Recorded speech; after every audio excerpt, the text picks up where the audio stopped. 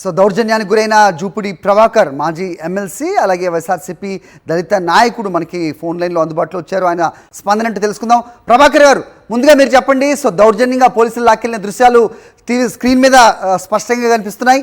మీకేం అవ్వలేదు కదా? ఇక్కడ పరిస్థితి చాలా దారుణంగా ఉంది.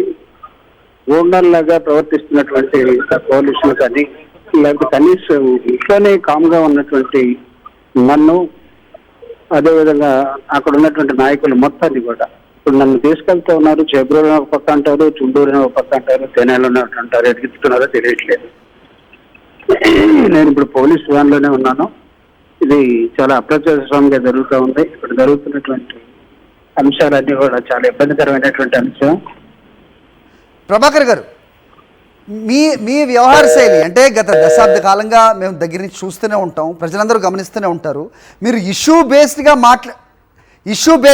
మాట్లాడడమే తప్ప ఎవరి మీద దురుసు ప్రవర్తన లేదంటే ఎవరి మీద ఆగ్రహం చెందిన దాఖలాలు కూడా లేవు. అలాంటిది ప్రస్తుతం పోలీసులు ఈ దౌర్జన్యంగా మిమ్మల్ని తీసుకెళ్ళటాన్ని ఎలా చూస్తున్నారు? అంటే ఏంటి, వైఎస్ఆర్సీపీ నాయకులు అవ్వచ్చు ఎవరు కూడా ప్రజల్ని వెళ్ళి పరామర్శించకూడదా, ప్రజల దగ్గరికి వెళ్ళకూడదా అనే ప్రశ్నలు వస్తున్నాయి సార్. వినబడుతుందా నా మాట మీకు?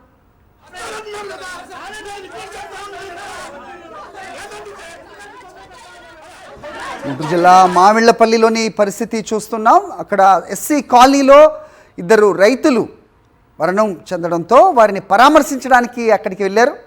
అమ్మటి మురళిని ఆల్రెడీ అరెస్ట్ చేసిన పోలీసులు ప్రస్తుతం జూపుడి ప్రభాకర్ను కూడా ఆయన ఇంట్లో, అక్కడ ఉన్న ఒక ఇంట్లో ప్రశాంతంగా ఉన్న నేపథ్యంలో ఆయన దౌర్జన్యంగా ఆయనతో వాగ్వాదం చేస్తూ పోలీసులు లాక్కెళ్ళిన దృశ్యాలు మనకి స్క్రీన్ మీద కనిపిస్తున్నాయి.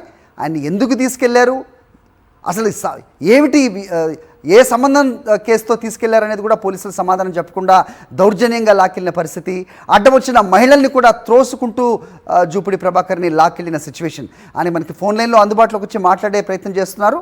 మధ్యలో ఫోన్ లైన్ కూడా కట్ అయిన పరిస్థితి. ప్రభాకర్ గారు, నా మాట వినిపిస్తోందని మీకు?